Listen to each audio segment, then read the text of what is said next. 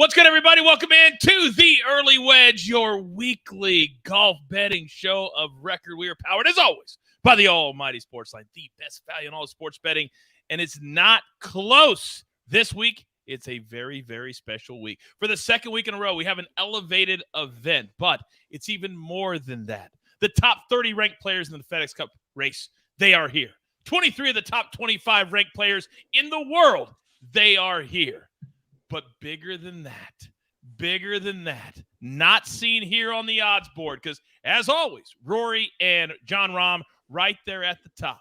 But one Eldrick Tiger Woods, plus 12,000 to get it done this week as I bring in the stars of the show. And I don't know how this happened, but ladies and gentlemen, for the first time together, my man EC is here 2 weeks in a row. Good afternoon, sir.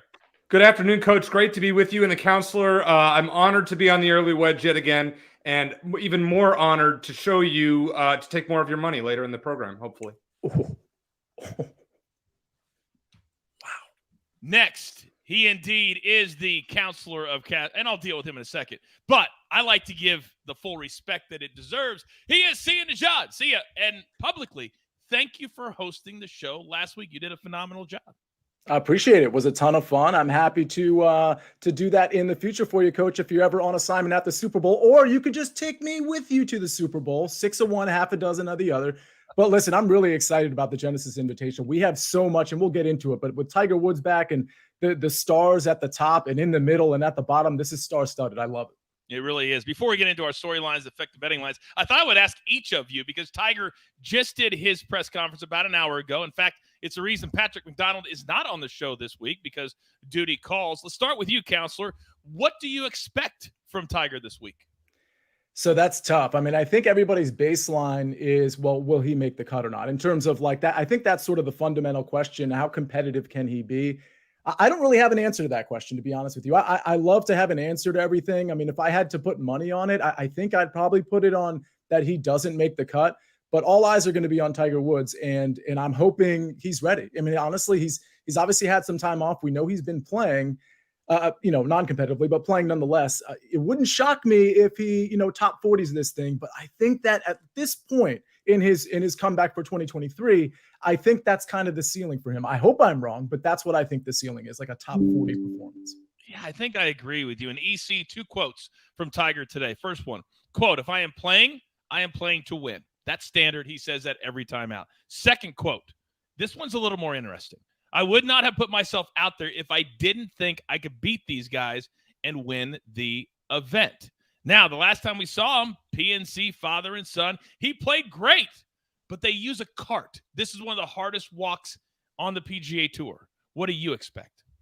Yeah, I expect him to miss the cut. There's no doubt about it, Coach. If he makes the cut this weekend, I think it's a win for golf, and it's obviously a win for Tiger. His course history at Riviera, really nothing special. I mean, when he's played here in the last, 10 years, we've seen a missed cut, a 15th and a 68th, which means he made the cut and finished pretty much last of all those who qualified. At this point, just make it to the weekend, and I think we would all celebrate that. You're damn right we would. Man, I have so much anticipation because everybody knows me or follows me that my 3 favorite athletes, Tiger, MJ, LeBron. Those are the 3 that's been that way for 15 years. And I also am good friends with Tiger's caddy, Joe LaCava. And so that's been an unbelievable relationship to have the last 15 years or so. Nicest dude ever. All right, let's get into it. We saw the odds. We talked about who's going to play. All the top dogs are here. And again, second straight elevated event. Let's get into it. Storylines that could affect the betting lines this week. Counselor, let's start with you. So again, I said it from the jump. This is really star-studded. These elevated events are going to cater to everybody playing. And it's interesting. When I use the word everybody, I almost italicize it a little bit, right? Because some players are playing on LIV and they're not playing on the PGA Tour. But good news, everybody, to the extent you ever thought that, oh man, all these superstars are going over to LIV, Bryson or DJ or Brooks Koepka.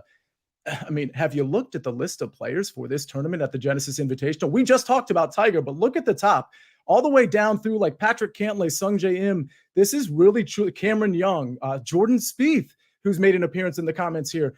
This is so star-studded. So again, we can go ahead and dismiss the idea that, well, this tour is not replete with superstars. And by the way, it's early in this calendar year, right? There's a lot of people that are going to emerge over the next 3 or 4 months that we don't really know much about right now. So I'm so excited for the PGA Tour in general. But I mean, I think this is kind of the tip of the iceberg here. I am super excited. Yesterday, I was feeling very froggy on social media, maybe because the Chiefs won the Super Bowl. I don't know. But I got into it with a bunch of guys about LIV because there's such a misnomer out there. And you just alluded to a lot of it. You can't tell me that all those guys are looking at $3.6 million last week to the winner. Another big check this week. You've got the FedEx Cup now, which leads into my storylines. We're going to see how aggressive these players are right now on the PGA Tour. What do I mean by that? Well, you just talked about it. Who's going to be the stars that step up now that some of the big names are gone? And I won't even call them stars anymore because they were not winning. They went and took the easy way out. But this is about the PGA Tour now, and it's completely changed. For those of you who don't know, this year the FedEx Cup playoffs, 70 players, 50 players, 30 players. And if you make the playoffs, you are fully exempt for the next PGA Tour season. That's how important these events are. This week to the winner, 50 extra FedEx Cup points. That's 10% more. These events matter. I think you're going to see a lot of players start to play more aggressively because you can no longer play for top 125. You got to be in the top 70. So you got to play aggressive. All right. Thank you for the storylines. EC, what did you make of either storyline? Do you have a take? Well, one thing I want to kind of touch on with something that Sia said, just alluded to it. So since 2017, when Dustin Johnson won this tournament at 9-1, listen to the odds of the winners: 50-1, 150-1, 33-1, 60, and 75-1 last year with a wire-to-wire winner, Joaquin Niemann. Are we going to see the cream rise to the top like we did last week in Phoenix, where you had a leaderboard with Scotty Scheffler, Jon Rahm, and Justin Thomas as 3 of your top 4? Or are you going to see some of these longer shots? Are the Adam Scotts of the world going to get in there? Or a guy that's 50, 60-1, as we've seen at Riviera lately? I think it's a great point. And see, I would put the question to you. And my answer would be no, because we've never seen a field like this before. Right. And yes, you've had a lot of great players, but now you have all the very best in world rankings and the best that have played this year, the top 30 in the FedEx Cup standing. So I would say no, but Sia, what say you? No, I agree with you, Coach. And I think to EC's point, what we're probably going to see is almost like a Nick Taylor situation where in the top 10 on Sunday afternoon, we're going to see like 1 or 2 guys that we're pretty surprised about. And the other 8, we're going to be like, yeah, I expected that. So there is room for some of these 50, 60, 70-1 long shots to creep their way up toward the top on Sunday. But the idea that there's going to be like half of them are going to be 60-1 or longer, and half of them are going to be sort of, top 10, top 20 players in the world. I think we're with these designated elevated events. I don't think we're going to see much of that, which frankly is probably a good thing, right? Because as good as the Nick Taylor story is, and it really was good and good for him cashing that check last week, but it was way cooler to see Scotty Scheffler and Jon Rahm battle it out among some of the other elite guys up there last week at the field. Yeah, and I know I'm getting ahead of myself though here, Sia, but when you look at next week, that's where the Nick Taylor storylines are, because there's nobody that's going to play in the Honda Classic. So that's where you're going to get your some maybe lesser names. I agree with what you guys have been saying. Like, I want to see the top guys. I want to see Rory, Rahm, Scheffler compete for titles. That's what, as a golf fan, that's what's fun on Sunday. I think it's funny when I read all these people on Twitter that think they have it all figured out. And they say, well, the PGA Tour only made these changes because of LIV. So we should thank Phil and thank LIV. I can tell you with 100% certainty, because I worked there, that all these changes were well in the mill way before LIV was a thing. They were coming. Now, did it push up the timeline? Yes, it absolutely did. But it was coming. And don't you guys remember last year? I said before, if the players wait, they'll be very happy. Did I not say that live on the air? I did. And look what happened. $3.6 million last year. And let's be honest with you. Let's stop with the money. They already made a ton of money. The stars that took the $100 million, they were already rich. Dustin Johnson, over $200 million in his career. They go, oh, but only 75 was on the course. If you got paid by TaylorMade, would you count that as income? I would. I would too, as did DJ. Over $200 million. Stop it with the, he chased them. Just stop it.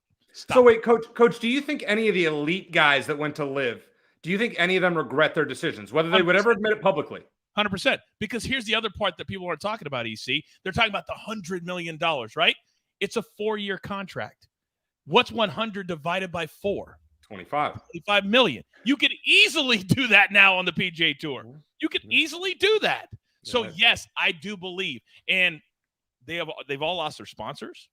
They've all lost any visibility whatsoever, with all due respect to the CW network. So I believe most of them, except for DJ only cares about money, but I think most of them do regret it. I really, really do. But let's talk about the players who are here this week. Let's get into our first thing. If you're brand new to the Early Wedge, first of all, thank you for finding us. And we go through DFS, we go through winners, top 10s, top 20s, long shots. We do it all right here. We've gotten pretty good at it. So let's get into the DFS, a little fantasy, which is big, big, big business in the world of golf. Counselor, let's come to you first, because I don't know anybody that knows more about fantasy than you, my friend. What do you like this week? Yeah, and I'll tell you, last week I wasn't able to enter my regular tournaments because they were already kind of filled by the time I got in there Wednesday. But the tournaments I was able to enter, I'll tell you, I finished second out of 1,200 in one and 19th out of 2,400 in another. Now, granted, there were a few more tournaments on my plate, but a pretty good DFS week. And frankly, I think this show is rounding me into form, if I may. So let's start with Hideki Matsuyama at 8,200. So this is an interesting case where he's not super popular. There's not a lot of ownership there, at least not yet, but there probably should be. I think we're a little afraid of Hideki Matsuyama because he's been very middling lately, but he's got good experience here. And I love the short game with Hideki, specifically around the green. He is an absolute monster, and you're going to need that here. He lost almost 5 strokes on approach last week. There are going to be times where Hideki just doesn't have it. But at 8,200, am I willing to take the risk that he does have it and that he actually gains on approach and gains with the short game? 100%. So I'm big on Hideki Matsuyama in DFS this week at that price. Adam Scott at 8,000. Listen, this is more of a history lesson than anything. He has excellent history here, and his form has been pretty good too, both inside and outside the United States. So I think Adam Scott is a pretty clever play at 8,000. I think he'll probably be a little popular because that's a good price for somebody with this type of good experience. Tommy Fleetwood at 7,300 is an interesting case. I don't think he's going to be very popular. He's coming off a missed cut at the Phoenix Open, but frankly, he wasn't that bad. If you look at the metrics, it wasn't that bad. He probably could have made the cut very easily, and he rates out so well. Everything I'm looking at for this course, whether it's the proximities with iron play or whether it's the around the green game, things like that, he's really rating out well, and I think this is truly a bargain, and this could be a coming out party for Tommy Fleetwood. Finally, my fade. Listen, this was tough, I got to admit, to find a fade. So I don't want to say take this with a grain of salt, but what I will say is I'm not playing any Cameron Young. I think this is a very reasonable price. I think Young is a pretty decent course fit here. But when I looked at some of these elite golfers, I really didn't want to fade like Tony Finau or Rory. I didn't want to fade Rahm. So I ended up falling on Cameron Young, and it's mostly because he's been pretty erratic lately. And on this course, you get erratic, you get yourself in the wrong spot, and I think it can kind of tumble downhill for you. And I just don't want to get involved with that. So Cameron Young's my fade at 8,800. Yeah, he was a T2 at this event last week with Colin Morikawa. They finished 2 shots back of Joaquin Niemann, who, of course, now is over at LIV. All right, see you. Thank you very much. And for those of you that don't know fantasy that well, it's a ton of fun, but you got to stay on top of it. Daily fantasy, like what we do, whether it's a tournament, whether it's round by round, you can do a lot. But listen to my guys because they know how to do it. Usually you win not at the top, but that 5th or 6th player that you find, like a Tommy Fleetwood, in your lineup. All right, EC, let me come over to you. Let's start with your fade. Why is Jon Rahm not your guy this week? Well, Coach, listen, Rahm's form is impeccable. He does actually fairly well at Riviera. Problem is this price is just so much higher. I mean, you can get guys, Xander Schauffele or one of those guys in the upper 9,000s. I just think right now at Rahm, unless you think he's going to win, I don't think you can take him here. I think you have to have a more balanced lineup. And I think Rahm at this price, and that's the only reason I'm fading him, is just because of the price. And I don't think he's going to win. AC, real quick before you go on, I'm really glad you brought that up because I think people are going to look at that and they're going to say, why would anybody fade Jon Rahm? I can tell you from experience trying to make lineups this week, it is really hard to make a lineup with Jon Rahm in it. It really is. He is very cost prohibitive. That doesn't mean you shouldn't play him, but it's a very good reason not to play him. So I just wanted to second that. Thank you. If you do play him, though, you're going to have to find somebody down in the 6,000s to offset that. And that's very hard to do in a field like this. That's the whole point. EC, continue. Well, I do have a couple of guys in the 6,000s. If you're going to play Rahm, here are a couple guys that I would consider throwing in. Now, Lonto Griffin, I don't know if the recent form is there, but in 3 times that he's played at Riviera, he's finished in the top 40 at all three times. And at 6,500, that's pretty good value. James Hahn, his recent form has been dreadful until last week in Scottsdale, where he was 32nd. But at Riviera, he has 3 top 20s in his last 4 here, and he won in 2015. You're getting him at 6,700, hoping that maybe he gets another top 40, top 30, and you might have something here. And as Sia said, Adam Scott, I mean, 3 top 7s in his last 4 here, including a win in 2019. I mean, Adam Scott would be in every – if I were to do 100 lineups, Adam Scott would be in all 100. I'm telling you. We may have a little dissension in the ranks later in the show. I'm just a gut feeling, I might add. By the way, James Hahn, all he's done lately, instead of focus on his golf game, is bitch on podcasts. All he's doing is complaining, the new schedule to this. We got to travel from here. Dude, you're on the PGA Tour. Shut up. Just shut up. Oh, my goodness. I kind of enjoy him on Twitter. I got to be honest with you, but really? I mean, I kind of agree with you, Coach, but I do kind of enjoy him just like randomly calling people out. It's just, I don't know. That's just me. I do like him as a DFS play. I'll be honest. I had no idea James Hahn was still in the, I had no idea he was still in the PGA Tour anymore until I thought he went to live until I saw him, in person in Phoenix last week. Because he only shows up every year and a half and wins. And then he disappears again and somehow gets his card back by winning again and getting a 2-year exemption. Isn't that what he does? See, that's what he does. Yeah, it's true. That's what he does. Oh, my goodness. And that stupid dance. All right. Anyway. All right. You guys know that we've got to get to the rest of our board. But here on the early wedge, we are focused, and we're going to have a very special episode coming up for the 4 majors. We're also going to start at 1 and done. We've got a lot coming. But the 3 years that I got to call the Masters, 3 best years of my life. Can't wait for April. Down this lane is a path to history. Yes, sir! It leads to a tradition unlike any other. The Masters on CBS. True story. Walked up, 10th tee from the TV compound the first year, and literally I was overcome with emotion. All the memories of watching on TV, and you're seeing 9 right there. You're seeing 10. You're seeing 18. Oh, my goodness. It's overwhelming. Have you guys ever been to the Masters, either one of you? What a show off. Oh, I wasn't even bragging. No. I was just kind of telling you what it's like.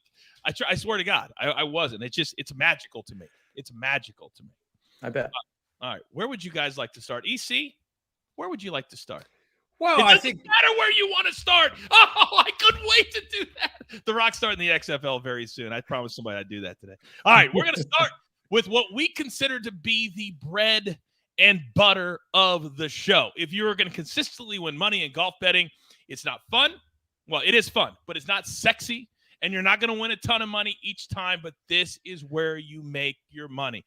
Counselor, what do you like this week in the head-to-head market? I've got 3 that I like, and I'll tell you, there's others that might come out as we get tee times on other books. These happen to all be on DraftKings. A little pitch to watch Big Pick Energy Friday. Of course, that's an early edge show at 10 a.m. I haven't lost an in-tournament pick, head-to-head pick, in 3 weeks now. Now, granted, I'm only giving 2 to 3 picks out, so it's 6 0-1 or 0-2 with 2 pushes and 6 wins. But keep that in mind. That's a really good show for in-tournament plays, because even in the in-tournament plays, we have a little bit more information on our hands for obvious reasons. So something to consider there. Here are the ones I like. We talked about Adam Scott. Really love him. Here's the thing.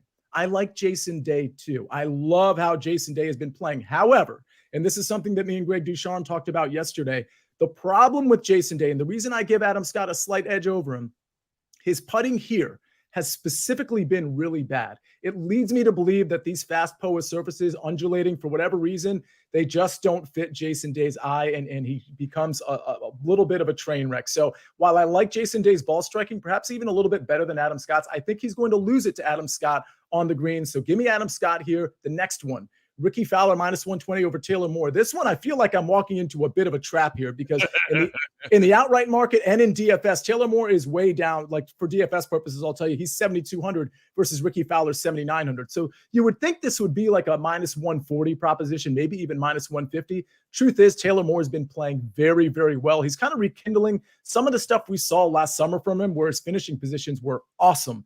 Here's the thing, though. Ricky Fowler, I just love his veteran presence, and I love the trajectory that he's on. I think he ultimately outclasses Taylor Moore on this score specifically. This last one is an interesting one. I'm not a Billy Horschel guy. I'm also not a Russell Henley guy. These guys measure out very close to each other when I look at my model. But here's the catch. The reason I like Billy Horschel plus 100 at plus money over Henley is because Henley's putting has been specifically horrific as of late. Now, if you look at him in this tournament, it's interesting because in this tournament, he's actually been a very good putter. Now, you got to take it an extra step further. What was his lead-in form putting-wise when he was good in these tournaments in, let's say, 2021, 2020, 2019? It was actually pretty good. So, in other words, he was putting pretty well, and he also putt well in this tournament. Well, now he's putting like Kyle Stanley. And so I'm willing to make the assumption that lead-in form, that's really going to kill him now. And I think he's going to lose it on the putter. So give me Billy Horschel, who's been playing pretty well and is pretty savvy around the greens, over Russell Henley at a plus number. Oh, educate and entertain the counselor. Oh, it doesn't get any better than that. What an incredible take for 3 head-to-heads. But we'll put a little pin in one of those just for a second. All right, EC. Big Cheesy in the chat says, EC either still has a sunburn from Phoenix or he's fuming after coaches burn. Which is it, EC? Which is it? Both. All right. Well, so while you're still fuming, give me your 2 head-to-heads. Well, this is real simple, Coach. We're going to go with course history over recent form for both of these. I know you don't love that angle, but I do. Adam Scott over Jason Day, as Sia just mentioned. Jason Day's 3 times he's played at Riviera. 62nd, 64th, and a missed cut. Meanwhile, Adam Scott has nine top 20s or 7 top 20s in his last 9 here. I mean, the course history is great. I know Adam Scott doesn't play a lot, but when he does, especially here, he's money in the bank. I think this one is great, easy, and I can't wait. I hope you want to take my money because it won't happen. And then the guy that I faded last week, and I was big time fading him. I went 1-1 in my picks here. I'm going to go with Victor Hovland over Sung J Im at minus 130. Im has 2 missed cuts and a 33rd place here. Meanwhile, Victor Hovland's played twice, a 4th and a 5th. Can't argue with that form. I'm not a Hovland fan per se, but he's a talented golfer, and there are just some courses where he pops. This one's close enough to water, so we're going to go with him. I don't mind the second one. I don't mind the second one at all. Again, we'll put a pin in you just for a second. I'll very quickly go through mine because I was blown away. And most all of these are from DraftKings because a lot of the other books don't have the matchups out yet. But I'm cool with that because I give out what I like the most, and it's usually 2 or 3. But look at this 6th that I love. Very quickly, Cam Young, again, T2. I know, so you just said that he hasn't been playing well this season, but neither has Sam Burns. And Cam Young has the ability with his demeanor to make that flip switch just like that. I love him at plus money, plus 100, even money. Taylor Montgomery's been playing great all year. Down a couple of weeks. I think this week he turns it back on. He plays well against the top players. Adam Hadwin was in the mix last week. He was one of the guys that Sia talked about. You had Nick and Adam and then all the stars around them. That takes a lot out of a player like Adam Hadwin. I love Montgomery this week over him. Nick Taylor, same type of situation. We've started to see him show up a lot lately, not just last week. He's been playing well. Tom Hoagie has not. I'll take him minus 120. Will Zalatoris, did you know that a few years ago, EC, he actually won the college tournament that got him into this event? Because one spot, whoever wins on Monday gets in on Thursday. Zalatoris won in that. Scheffler won that event. I dive deep with my handicapping, big boy. I dive deep. Alex Noren, not playing well at all. I can't even believe this number from Zalatoris. Can you see a minus 120 over Alex Noren? What? Yeah, I mean, that's the thing. I kind of like Alex Noren from a DFS standpoint. He's only 7,300. He's one of those kind of creative guys. To be honest with you, I like this so much from you, Coach, that I actually kind of thought it was a little trappish, that maybe there's something I don't know, so I moved on. So I understand where you're coming from. To me, it's a stay away because I like how crafty Norton can be, particularly around the greens. But I hear you 100%. The other reason is I think when the stakes are higher, Will Zalatoris has shown he gets better. Majors, the longer courses, he gets better against the better players. Not everybody does that. Justin Rose, he just won at Pebble Beach 2 weeks ago. This guy is in form. He has quietly redone his career. In his 40s, he says, I want to play for a while. I love him this week over Siwoo Kim, who's the same type of player. Can win 1 week and blows up for 3 straight weeks. I'll never back that guy. And then the final matchup. Gentlemen, I don't know that we've ever had a double showdown when we don't talk to each other, one against the other two. So I'm not just coming at one of you. I'm coming at both of you. Are you in or are you out? EC? Yeah.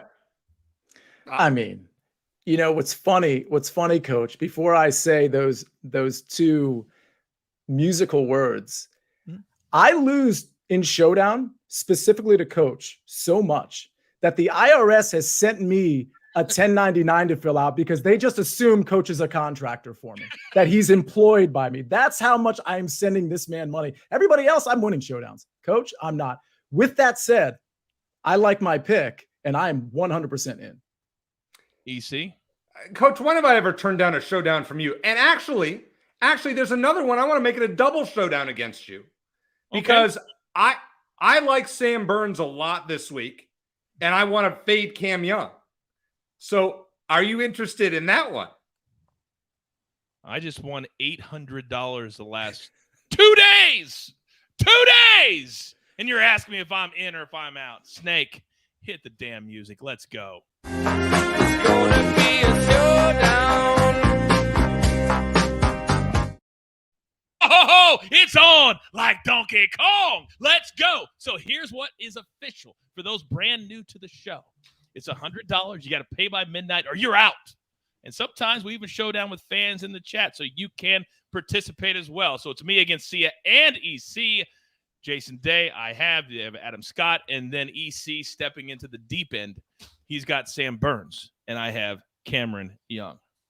All right. Up next, it's the top 20, top 10 market that I love so very much.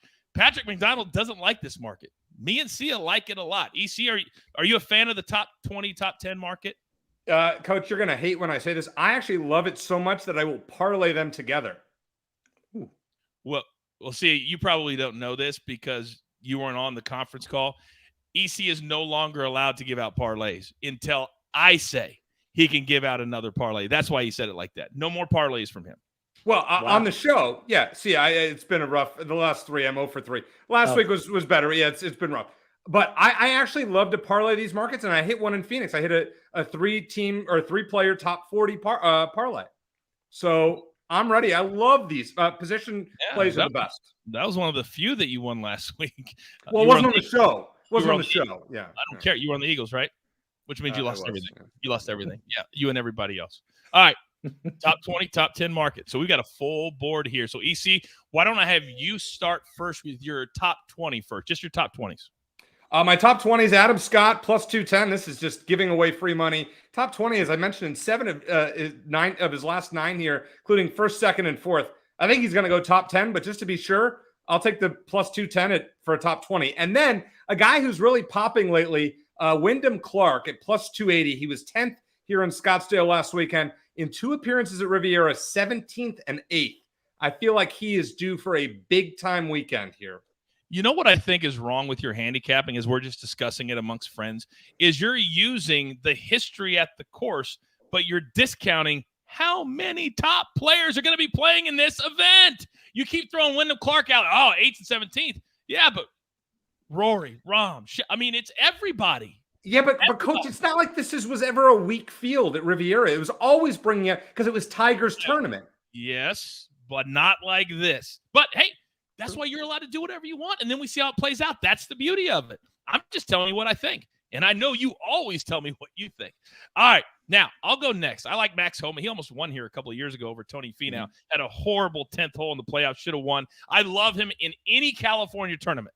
Jason Day, for obvious reasons. Jason Day, every single week, is top 10ing, top 15. He's found his game. And Justin Rose, same type of deal. He will quietly probably have a backdoor top 20 at plus 260. I could not pass it up. See ya. You're up.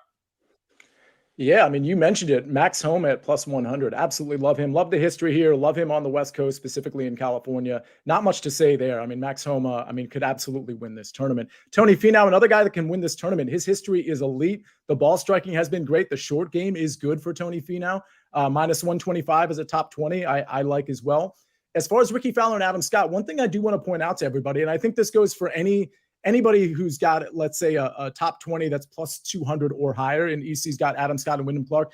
If you are, and Justin Rose for you, Coach, if you are a little skittish about the top 20 because you just think it's too fine of a number, these are going to be reduced to basically half of the number in the top 40 market. And a lot of people have top 40 markets to bet. It's not going to be a 1-for-1. In other words, Ricky Fowler at plus 210, he's not necessarily going to be, like minus 110. He might be like minus 125. Same with Adam Scott. And that's what they are, top 40 on DraftKings. But it's just something to point out. If you're, for whatever reason, you're a little skittish, you're still getting a good number on the guys that are plus 200 or higher. So as far as top 20, I do like Ricky Fowler at that number. I do like Adam Scott at that number, both at plus 210. But again, you can play that in the top 40 market if you want to. As far as Tony Finau and Max Homa, now you're getting into trouble because now you're at like minus 200, minus 225. So those I like specifically for top 20, but anything, the other ones, I like them in the top 40 market as well.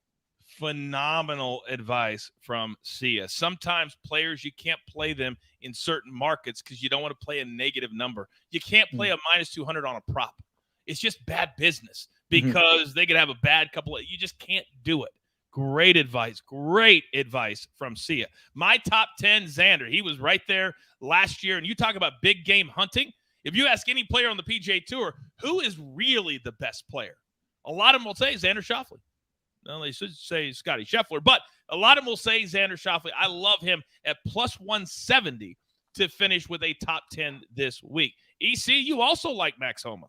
Yeah, I mean, Max Homa, in his last 3 here, he's finished all in the top 10. I appreciate what you guys are doing by putting him in the top 20, but with a win, a 4th, and a 7th, I believe, Max Homa at plus 210 for a top 10 makes a lot of sense. And then, as I mentioned, there's just some courses where Hovland pops. I didn't think TPC Scottsdale was going to be it, and so I faded him. I think this week, I love the course history.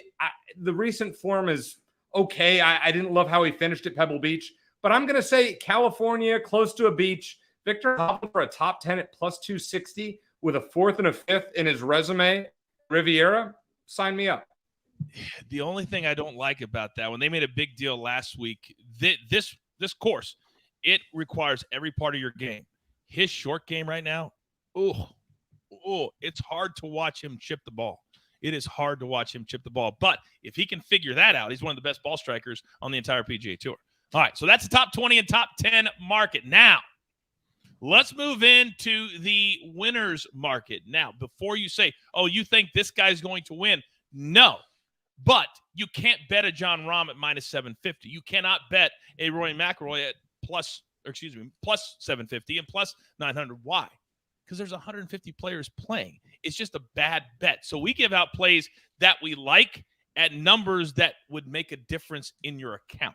That's what we try to do. So EC, start us off. Who do you like in the winners market this week? All right, I've got my bets placed here, Coach, and I'm going to go with the first 3 here. Tony Finau plus 1,600. No lower than 16th in his last 5 tournaments, and the 2 seconds at Riviera. He lost in a playoff to Max Homa the other year. I feel like he's due to get over the hump and get yet another win. Patrick Cantlay, an LA guy, went to UCLA. This is one of his favorite courses, and he has top 40s in his last 5 at Riviera. Thought he would be better, but he just feels like one of those guys who's due eventually to win at this course. And you're getting 25-1 on Patrick Cantlay, which seems you don't get that very often. And then my pick, if I were to pick one of these guys, it's Sam Burns, as we talked about a little bit earlier, Coach. His last 2 weekends at the Phoenix Open and in Palm Springs, he went 64-68, and he was 3rd here in 2021. Sam Burns is rounding into form. There is some course history here. I think he's my top pick to win this week at 35-1. Interesting. I like the number, and certainly he knows how to win on the PGA Tour. There is no question about that. I think the reason we're getting that number with Patrick Cantlay is he hasn't been very good this year so far. I think that's why we're getting a plus 2,500. Plus, it also helps, doesn't it, see, to have so many great players? You can't have everybody at plus 900. So there's certain players like Cantlay you can get a really good price on. All right, Sia, what do you like?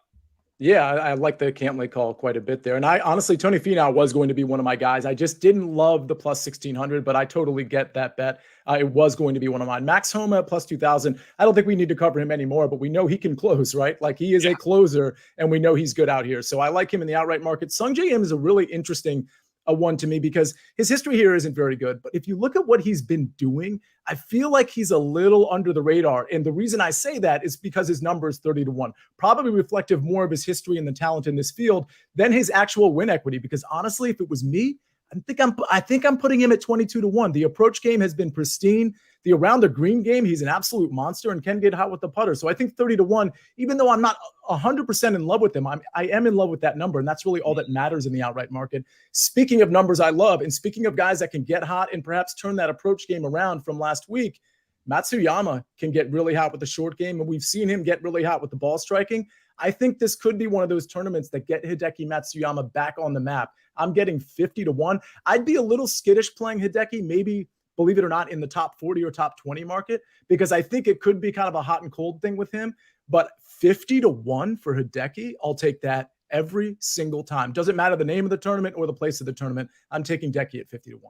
Little inside information that I don't even think you know, Sia, yet. I was having a conversation with a really, really good buddy of mine. His name's Fast Eddie Fernandez. He's a world long drive champion. He plays on the Champions Tour a little bit. He's actually part of Hideki's camp now.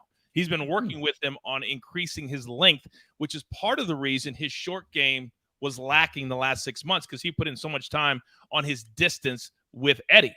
And so Eddie was telling me he just got his PGA credential. He's going to be allowed on the driving range with Hideki at tournaments whenever he wants, which I think is pretty cool. But he did say now he's going back to the short game because he understands he needs to get that ready for the Masters. Just a little inside information. Love it. My two, very quickly, Colin Morikawa, T2. Last week, he loves playing on the West Coast. He played at Cal. Whenever there's a California tournament, I'm in with Colin Morikawa. And then, of course, Jason Day at plus 4,000. That is the sweet spot for a guy that I don't want to miss when he wins again on the PGA Tour. And it's going to happen. And I think it's going to happen sometime soon. All right. We have one final department left, one final nugget. And this is where we throw out long shots, first round leaders, anything that's different than what we've already done. So, Sia Nejad, I don't think there's anybody better in America at predicting and cashing first round leaders. Talk to me. Oh, no. Oh, no. What's funny, what's really ironic about that is I was giving props to EC and Patrick McDonald, and the universe decided to mute me. So now I don't know whether to do it. But when it comes to first round leaders, I got to say, Eric and Patrick McDonald, they had Adam Hadwin last week, and that probably should have come through. I had Xander. He was very close as well. But we're really close here. I think we're probably going to hit it this week. It's famous last words. It is the first round leader market, very volatile. But I'm going to take Xander at plus 3,000, Max Homa at plus 3,500. Again, I'm looking for guys who can spike per round, and these guys can absolutely do it. Hideki Matsuyama at plus 5,500, Ricky Fowler at plus 6,000, Wyndham Clark at plus 7,000, Tommy Fleetwood at plus 8,000. Now, really quick caveat, tee times came out. If you think 6 is too many guys, which I tend to only pick 5, but I picked 6 here. Now, tee times are out. The only 2 of these guys that are going out in the afternoon, and for the record, I don't think there's much of a weather edge on Thursday. I could be wrong about that because it is Tuesday, but I think we're going to be fine on weather. But I typically like to take the morning guys regardless. The only 2 guys of the 6 that are going out in the afternoon are Tommy Fleetwood and Hideki Matsuyama. So the other 4 are going out in the AM. So arm yourself with that information and decide what you want to do. Maybe you only want to take the 4 morning guys. I'm taking all 6 of these guys. I will say this. I live exactly 1 hour from the course, and it's been very, very chilly in the morning out here in California for a minute.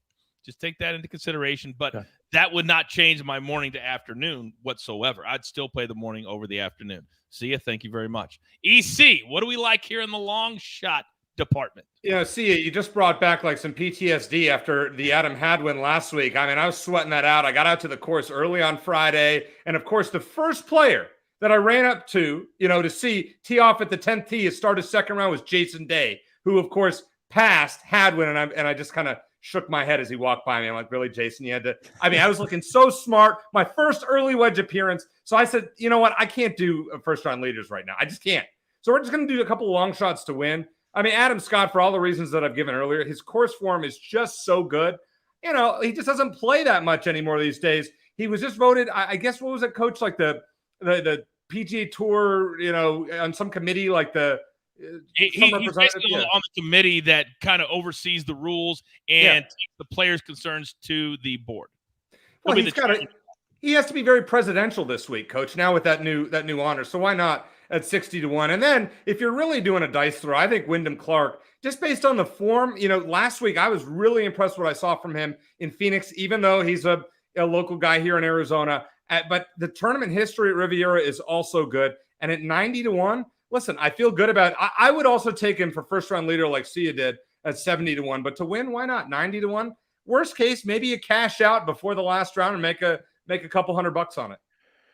I mean, those are cute for long shots, but I prefer to go to plus 40,000 for my long shot, plus 25,000 for my long shot. Very quickly, JJ Spawn. I guess we just forgot that it was only about a month ago when he was the hot guy. Everybody was picking him, was he not? He was. Oh, yeah. That's so sneaky, Coach. I love that JJ Spawn pick. Lipsky too, but Spawn in particular. Well, I found Lipsky because of you, because the first show we ever did, Lipsky cashed for me individually, and he played really, really well. Now, I'm not saying that he's going to win, but look at the numbers. Yeah. Top 10 plus 2,500. You can play a top 10 for triple what you can bet John Rahm to win the whole damn thing. Yeah. That is value. Big time for a player that when he makes the cut, 11 events made, 5 cuts made, 3 top 25. So when he makes the cut, he finishes pretty well. And then the one that hurts my heart the most, Tiger Woods, my favorite athlete of all time, my favorite player, the man who's given me more great Sundays than any human being alive. But alas, he will be limping by Friday afternoon. It will be probably, is he late? I'm assuming he's early late. So that's what I'm assuming. Let me just double check that real quick.